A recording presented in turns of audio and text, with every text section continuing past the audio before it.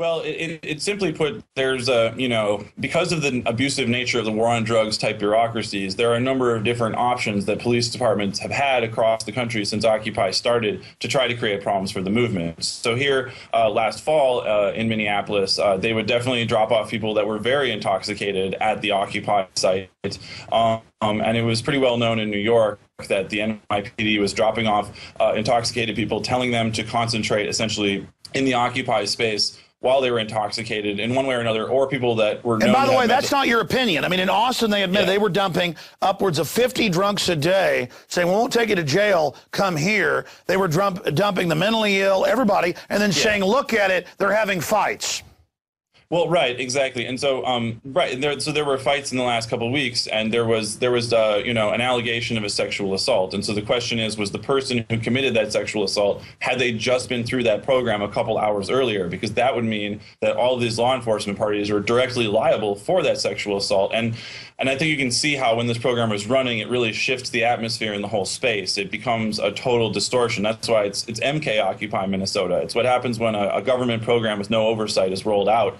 And I think that the reason that it has this nature that comes across in the video is simply because the war on drugs is so intrinsically abusive. It trains police to treat people like objects, and not treat with them like human beings. You know. I agree, but look, I've studied, and I know you have, MK Ultra, MK Naomi, mind control. In the late 50s, early 60s, the CIA throwing suitcases of LSD into the University of Texas down the road, and Harvard, and Theodore Kaczynski was part of that program, and mind control programs, and government releasing the recipe for crack cocaine. That's all declassified. I mean, here they are. And these cops are compartmentalized. They're just like, we're doing a training program to see what drugs look like. Oh, give me a break. They're being taught to be drug pushers. This is outrageous. Well, and here's, if I can back it up for a second, I think the idea people should try to understand, regardless of their standpoint, is that we are all enmeshed in a web of power at different levels, in different ways, and different assumptions we make, and who we're linked to and everything.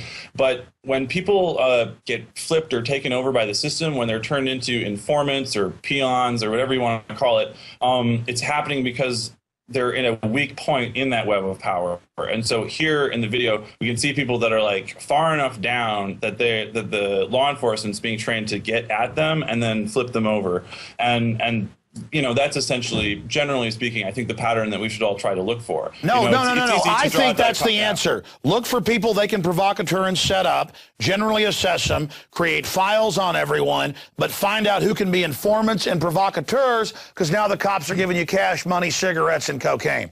Yeah, and I mean, it's been a rough ride with the Occupy movement. It's had its ups and downs, and I've been involved since the first day. But for at least one thing is that it's really flushed a lot of abusive and shocking practices into the open. Like people, if we just were simply telling people about this program, they probably wouldn't believe us. But because we were able to document it, which anybody can do if they work together in a team, you can make it happen. I just want to add, too, that I did not shoot most of the video. I essentially acted as kind of a coordinator, producer, interviewer. I shot some video, but this was a large project with people from 4 different organizations: Communities United Against Police Brutality, Occupy Minneapolis, Twin Cities Indie Media, and Rogue Media. So it was a real good collaborative project effort, but I think that if we can encourage people to do similar efforts, we can expose absolutely, like and regardless of people's political persuasion, basic liberty and freedom and the Bill of Rights, Constitution, due process, human rights is the tie that binds us all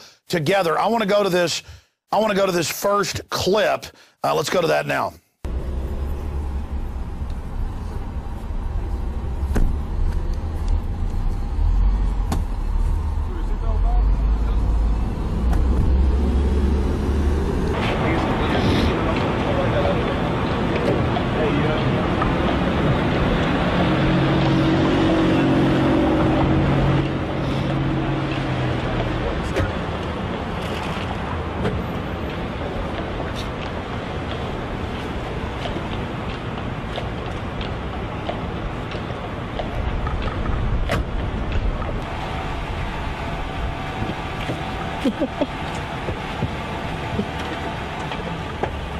Yeah, man, I'm so high right now. Yeah, so like tell us the story. Like, so what happened? Like you guys, like the last thing we saw was you gave us a thumbs up. They didn't give us a test. They didn't test us this time. They just smoked us up this time. Where did they take you? What happened? They took us to the same place in Richfield. Whoa. Right by the airport? Stop. Yeah, right near the airport, yup. And they were gonna do the test, but you know, like, because of you guys, we couldn't do the test because you guys were giving them trouble and shit. But they still smoked us up, though. And then they gave me a bowl, too, and we smoked on it forever. Wow. For like a whole hour. Was it straight? Was they it gave us a whole bag of weed, and then we smoked it all up. like the entire? Like, yeah. Holy shit. Half, you got half. Dan Feidt, amazing video. Tell us what we just witnessed. Well, essentially, an individual who has been, around kind of the Occupy movement, the general scene. He goes by Forrest. He said that he went through the program multiple times, at least 3 times, and he was basically offered free marijuana by the officers. And the last time that he went through it, the officers were convinced that he was trying to basically expose the program, so they wouldn't let him into the testing facility again, but they did, he said, smoke him out for an entire hour. And then when he came back to the Occupy site, like, he was incredibly, high and acting, a little crazy, climbing up on signs and laughing about things and stuff. And so that shows, pretty clearly, and I do commend him for being willing to go forth and discuss this and be open about his identity. He went and told the city council in Minneapolis yesterday in person about what had happened as well. So it's imperative that we find people that are willing to step forward and show how this works. But essentially, Forrest says that he was intoxicated when the police gave him drugs, and he was sober when he left. And when he came back, he was very, very messed up. And that's incredibly unethical, if not illegal. And we're going to play, it's totally illegal. We're going to play a clip of that right now. But when we come back, I want to ask you the question. Well, I'll ask that question when we come back. Here's that clip at the city council. My name is Forrest. I'm here with Occupy. I'm not going to tell you my address, but I live near Powderhorn Park. I'm here to speak about, because everybody's been talking about it, the police and the sheriff. I'm one of the persons who got taken away. They gave me a full bag of weed, and they gave me a pipe to smoke it out of, and they just took us out to, I forgot the name of the airfield, but it's somewhere in Richfield, out near this bus line, 66 and Cedar, and they let us smoke it on those sand hills where the dirt pits were, and I've done it 3 times with them, over 3 times with them, throughout this week and last week. And basically, I asked them, like, why they're doing this, and they say it's because we're trying to test people to see if we can catch people under the influence, for signs, dilated pupils, all that, and smell. They gave me a urine test, but when I asked them, like, is this going to be on record or anything? No, they said nothing about that, and they gave me a fake name and everything, so I don't know what's up with that. And also, the second time I went, I asked some friends to come along, and the second time, there was actually, like, media and press. I think it was Sam, the shorter Sam, was there filming it, and Ben was there, and Dan was there. He got really angry when they took me away from the Occupy movement, and they were kind of getting into an argument, conversation with them, because he wanted to know why the police were doing this and why this was going on. And I thank you for that, man, standing up for me, man, and all the people for Occupy about the police. And I'm one of the only ones, but I have a lot more friends who have done this, who can speak even more about this. So, what's going on? My issue is I drive up to checkpoints, or I've had cops pull me over and say, "Are you on drugs?" And I'm like, look, I don't use drugs. I don't use prescription, over the counter, any of it. I may drink a beer or drink some coffee. No, you're not going to search my car, get a warrant. But my issue is next time cops pull me over, I'm going to say, hey, what have I got drugs? Take me to your compound. Give me a bunch of drugs. How do they selectively take some poor teenager to jail, like so many friends I had in high school, and then ruin their lives and put them in juvenile where they get raped or whatever, for a nonviolent crime, because drugs are so bad. But then meanwhile, they're taking people and offering them whatever drug they want. I mean, this is crazy. Yes, and I would stress, like, we weren't able to collect, direct video evidence of that happening. But we have testimonials from multiple people that all line up along those lines. And but we know the program's real. I mean, they admit they have the program. Yeah, and it speaks to, the inherent corruption and dehumanizing nature of the war on drugs as a system, which has to be shut down. It's unbelievably cruel and unethical, not to mention an enormous waste of taxpayer money. There are multiple layers to this story, apart from the fact that it works out being a huge political interference drug thing against Occupy, but also that it's an expression of how incredibly dehumanizing the whole thing is across our society. Now, we've got another clip. We showed the video earlier, but here's the audio where you confronted the sheriff. Tell us when this happened. Yes, that was on Saturday afternoon. That sheriff arrived. We kind of show him getting out with the state patrol. He was from Olmsted County, which is an outstate county, and I was able to basically get him to talk about who the director of the program was and the fact that there was no institutional review to protect the interests and safety of these test subjects. So he's out of his jurisdiction from another county taking people to use drugs. Yeah. He's it's across it's a whole program that runs across the state. So it's another way to merge and get rid of jurisdictions. Incredible. Here's that clip. Do you have adequate medical personnel at any of the facilities where this is being done? Everything that we do is completely validated. It's being run by the State Patrol? Yep. Okay, Department of Public who's the Safety. officer? Okay, Department of Public Safety. Who's the officer in charge? Why do I have to tell you that? Who are you? Because you're spending our tax dollars. Who are you?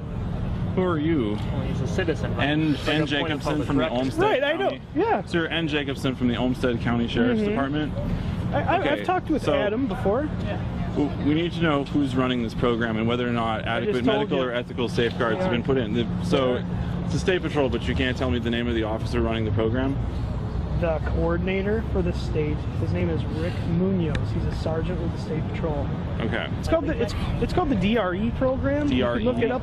Drug Recognition Evaluator. Okay. Yep. You can look it up on the internet. It's actually a national program.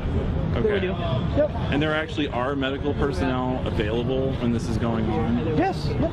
Okay. Where do those medical personnel work? Where do they work? Yeah. Where are they with? Well, we're stationed out of Richfield, so it'd be the nearest ambulance service.